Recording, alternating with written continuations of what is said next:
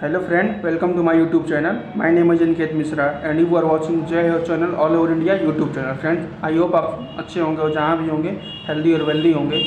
Friend, आज हम बात करेंगे इंडियन पोस्ट GDS के बारे में.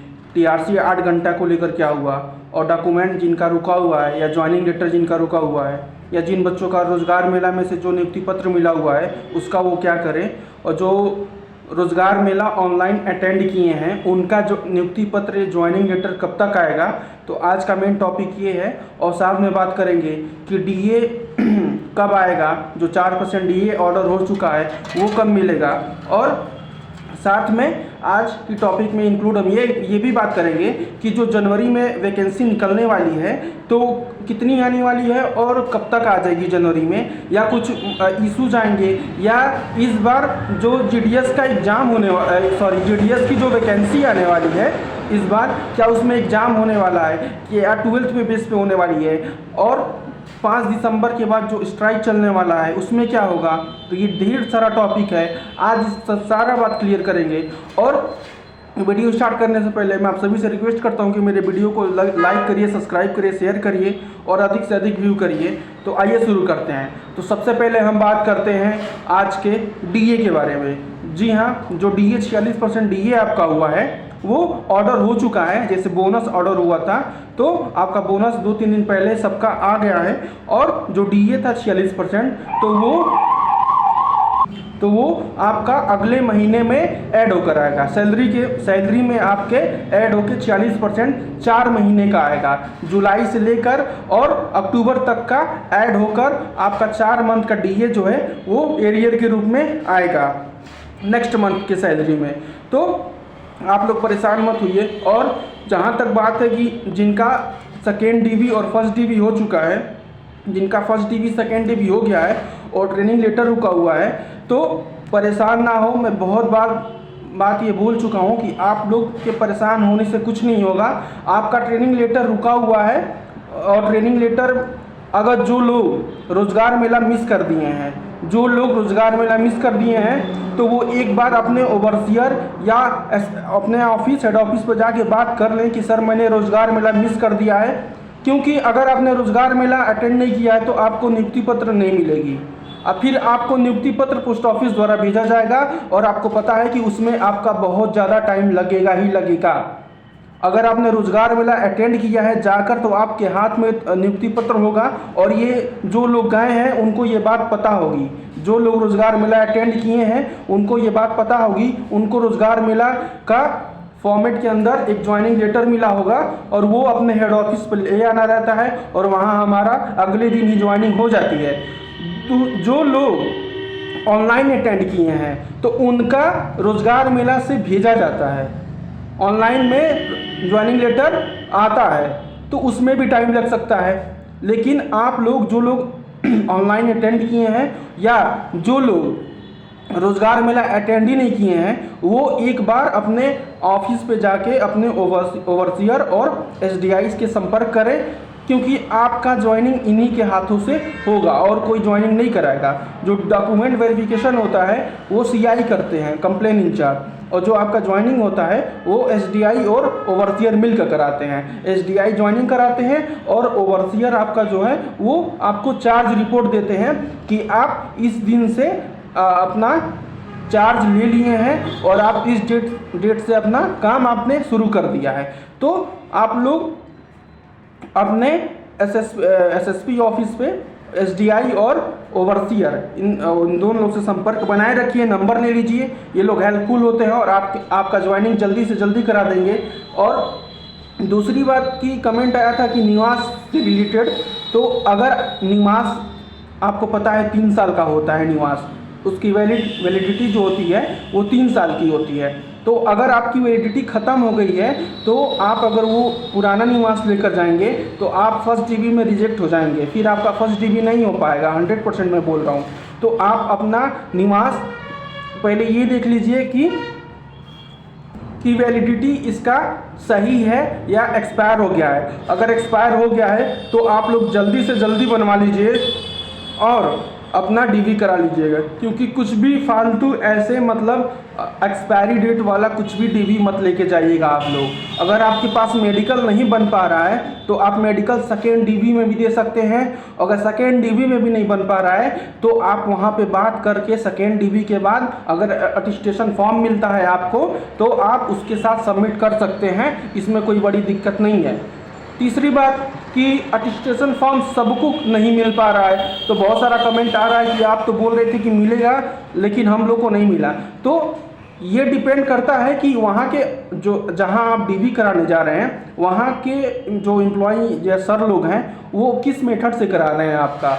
कुछ जगह अटेस्टेशन फॉर्म दिया भी जा रहा है और कुछ जगह नहीं भी दिया जा रहा है, और कुछ जगह दिया भी जाता है तो वहाँ एक डेट रहता है कि हमको 1 हफ्ते के अंदर हम सबमिट करना है, लेकिन कुछ जगह नहीं मिलता है। तो जहाँ जैसा प्रोसेस हो रहा है आप लोग उनके अकॉर्डिंग चलिए। अगर मिल रहा है तो आप लोग अगर मिल रहा है अटेस्टेशन फॉर्म तो आप उसको सबमिट करा दीजिए। और आपको पता ही है सबमिट होता कैसा है। इसके लिए आपको अपने घर के मेंबर को छोड़ के किसी भी आस पड़ोस या रिश्तेदारी में जो सेंट्रल एम्प्लॉयमेंट होंगे उनका मुहर लगता है और उनका दस्तखत लगता है और उनका सारा पर्सनल चीज़ आपको फिल करना पड़ता है और वो फिर लाकर आपको हेड ऑफिस में सबमिट करना पड़ता है। तो ये चीज़ें होती हैं। उसके बाद से जो मतलब ये ज्वाइनिंग लेटर जिनका आ गया है रोजगार मेला से मिला हुआ है और उनको समझ में नहीं आ रहा है और उनको ऑफिस से कॉल भी नहीं आ रहा है कि आपको कब आना है, तो मतलब 1 हफ्ता आप लोग देख लीजिए। अगर एक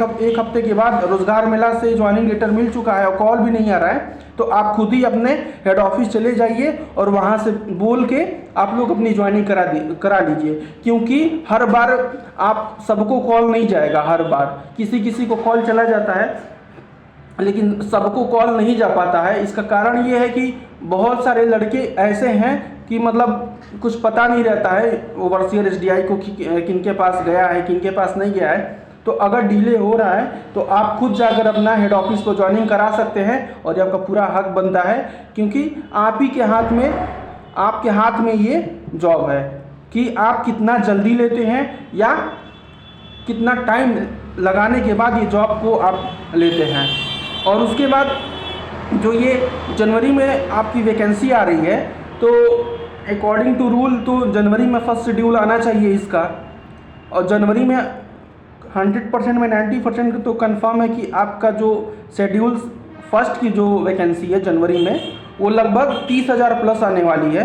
30,000 से अधिक ही आएगी, 30,000 और 40 के बीच में आएगी आपकी भर्ती। तो इसमें भी आपका टाइम बचा हुआ है नहीं।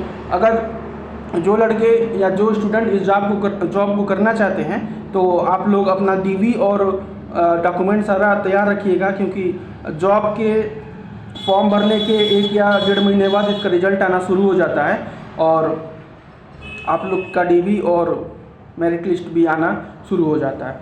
तो ये था आज का टॉपिक। उसके बाद से जो अभी चौथी मेरिट लिस्ट आने वाली है, अभी तो कुछ कंफर्म नहीं है कि कब तक आएगा, लेकिन मे भी आए शायद इस मंथ में आए या इस मंथ के बाद आए दिसंबर में।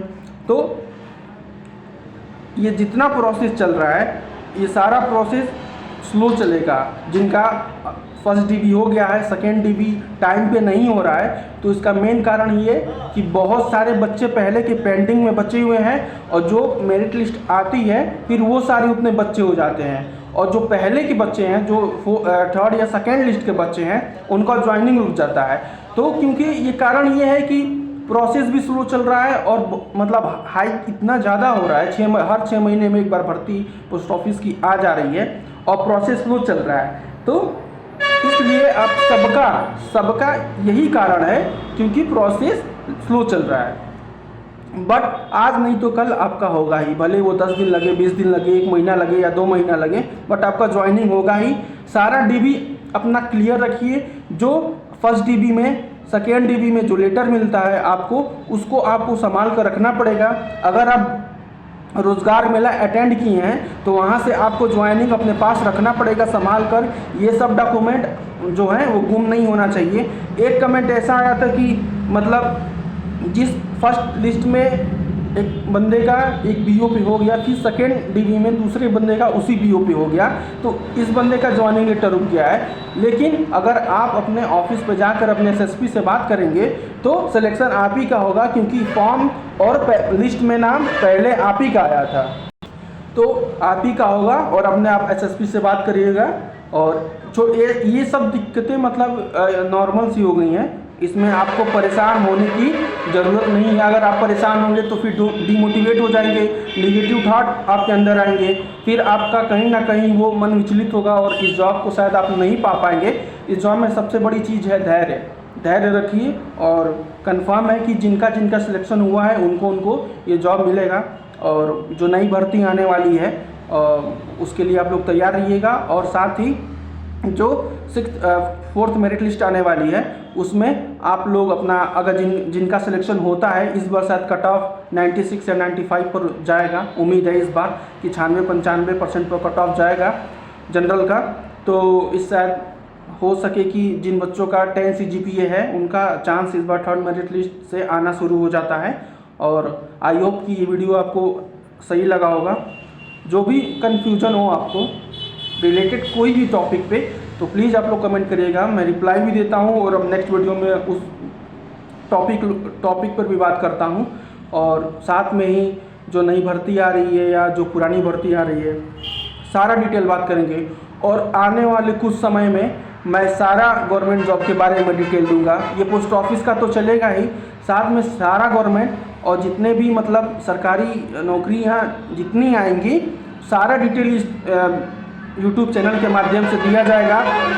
अभी के लिए पोस्ट ऑफिस के ही टॉपिक पे दिया जाएगा और पोस्ट ऑफिस के ही बारे में केवल दिया जाएगा। लेकिन आने वाले कुछ समय के बाद सारा गवर्नमेंट जॉब से रिलेटेड जितने भी जॉब आएंगी, सारा आपको इस यूट्यूब चैनल के माध्यम से बताया जाएगा।